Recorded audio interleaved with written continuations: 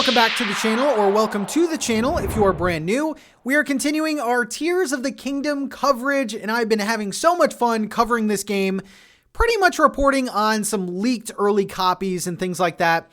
And I have been staying pretty spoiler-free up until this point. Now, this video isn't any crazy story or plot spoilers, basically some information on new gameplay and new game details. But some people might consider this spoiler, so I will give a huge spoiler warning. If you can't stay, think about liking the video and subscribing, because I will be covering this game all throughout its life. But today we have some very interesting information, and I gotta say, I have never been this excited about a video game. I gotta be honest with you. Hearing these new details, let me know in the comments what you think about some of these new things that I will be talking about. So, okay, there's your final spoiler warning. Let's get into some of the game details. Again, not story stuff, just exciting stuff that I've wanted to know. So starting off first, and this is, I think, a question that everyone has been wanting to know, and that is the question surrounding dungeons. Are there dungeons in this game? If you are a longtime Legend of Zelda player, you know that dungeons have always been in the Zelda games. Like, it's basically a part of the dungeons. And if you are just starting with Breath of the Wild, dungeons are basically what you would find in the Divine Beasts in Breath of the Wild. They're basically like large areas with a bunch of puzzles, and basically you solve the puzzles and progress. Although dungeons are usually like 2 or 3 times as big as those Divine Beast areas. Well, Tears of the Kingdom has dungeons. There you go. Dungeons have been confirmed. And I think the most important part, they are themed dungeons, which, you know what? I've been saying this on the podcast that I have. Dungeons are cool. Themed dungeons are a must. And so basically, you know, fire dungeon, water dungeon, I'm not confirming these, but like those would be like the different themes to them. So for exact numbers, there are 6 dungeons in Tears of the Kingdom. And from what I know, these dungeons are very involved, being multi-floor dungeons. They include mini bosses. Like, these are the types of dungeons you want as a Legend of Zelda fan. I think anything that can set this game apart from Breath of the Wild is a huge plus, and dungeons have been at the top of a lot of people's wish lists, including mine. I felt like that was lacking from Breath of the Wild. But hearing that there not only are dungeons, not only 6 dungeons, but that they are themed is definitely a huge win for us all. Next up is talking about the scope and size of Tears of the Kingdom. Now, we know that Breath of the Wild was huge, right? And we are basically reusing the map in Tears of the Kingdom, but it doesn't stop there. Because even though the Breath of the Wild map is sort of reused and repurposed, although they have updated the base map, of course we know about Sky Islands, which add another layer to this world. Now, from the early gameplay that people have been playing, the Sky Islands don't take up the entire map, but they are plentiful, although small, very interesting to explore with puzzles and Koroks and things like that. So Sky Islands seem to be all the hype. We've already seen gameplay of them, but it's just great to know that they're worth exploring. Now, something that Nintendo has not discussed yet is another element to the map, and that is the underground section of Tears of the Kingdom.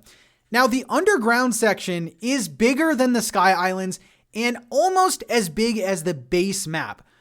Now, let's actually think about that for a second.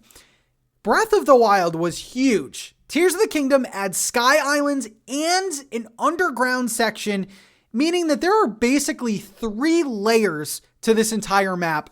And the fact that this game is running on a 2017 piece of hardware is astounding to me. And this, I feel like this alone is going to kind of quiet the haters a little bit from saying that this is just DLC. This game is basically 3 maps in one, and the size of this, like, it's just crazy that this is like 15 gigs. Now, the next confirmation I really like as well, and it's going to give us even more gameplay, and that is the return of shrines. So in Breath of the Wild, there were 120 shrines. These shrines really weren't themed at all. They had that sort of ruin, sort of Sheikah theme. And of course you would go in there and that's how you would, buff up your either stamina or heart containers if you got some of the spirit orbs. Well, shrines are back in Tears of the Kingdom, but there are 30 additional shrines. So now you have 150 shrines in Tears of the Kingdom that you can explore. Of course, these aren't going to be your Sheikah sort of generic designs. They are going to have sort of a Zonai theme, but I think 150 shrines is huge gameplay here. That's adding hours and hours to this game. And I, for one, really enjoyed the shrines. Let me know what you think about shrines returning to this game. Now, the next confirmation is something we actually knew from some of the trailers and even the reveal trailer from Nintendo, and that is caves in Tears of the Kingdom. Now, of course, we do have the Ascend power, which lets us go to the top of any cave, any mountain, from inside of the cave, and it looks like that's going to play a big role in this game because, get ready for this, almost 400 caves will be in Tears of the Kingdom. That is crazy. Now, admittingly, some of these caves are very small and just contain a chest, while other caves have some smaller puzzle elements to them. But the fact that we are getting almost 400 caves is pretty incredible. I don't know if you guys remember the Bokoblin sort of hideouts or whatever, those like skull rock sort of things. Some will be that size, some will be a lot bigger, some will be very small. But I gotta say, the idea of exploring almost 400 caves is very exciting. Another cool detail for Tears of the Kingdom is the fact that the Paraglider looks like to be a very customizable item. Now, from sort of the data mines here, we do have 50 Paraglider customizations. Now, it has been revealed already by Nintendo that swiping in one of your amiibos can give you a brand new Paraglider skin, but I believe there aren't 50 total amiibos unless you're able to use some of the other random amiibos that we have. But it looks like you will be able to either purchase or customize your Paraglider up to 50 different ways, which I think is super cool. Everyone uses the Paraglider, and it's going to be nice to kind of, customize your own Link and give your Link a look of its own. Another detail that I don't really want to talk about fully, but that is the bosses in this game, whether they are dungeon bosses or just bosses in general, sort of like the Thunderblight Ganon, like the Blight Ganons that you would face after the Divine Beast.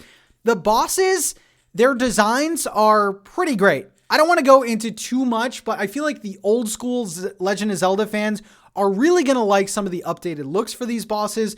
They're basically much more interesting. That was, again, one of my complaints from Breath of the Wild is all of the Blight Ganons looked very similar.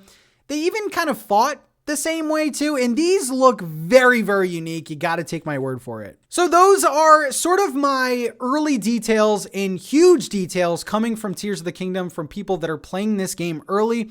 Unfortunately, Nintendo has tried to combat this by shutting down streams, shutting down Mercari sellers, doing everything they can. But unfortunately, the files are out there. People are playing this game, and they are going to continuously post about it on Reddit and stuff like that. Let me know in the comments what you think about some of these details. Let me know which one of these details is your favorite. I gotta say, the fact that this map is 3 giant layers with very distinct gameplay has me very, very excited. Sky Islands are going to be all about flight and exploring the islands and getting to the islands, making machines to kind of fly to different ones. The underground has a lot of mystery to it, and we all know the chaos of the base layer that was Breath of the Wild. So, man, between dungeons, shrines, you gotta wonder how long this game is going to take to complete.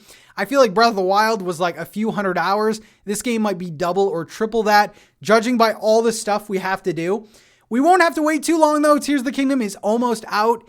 And definitely subscribe if you want to keep up with this game as I'm doing. How am I going to wait this long for this game? Anyway, see you later, guys.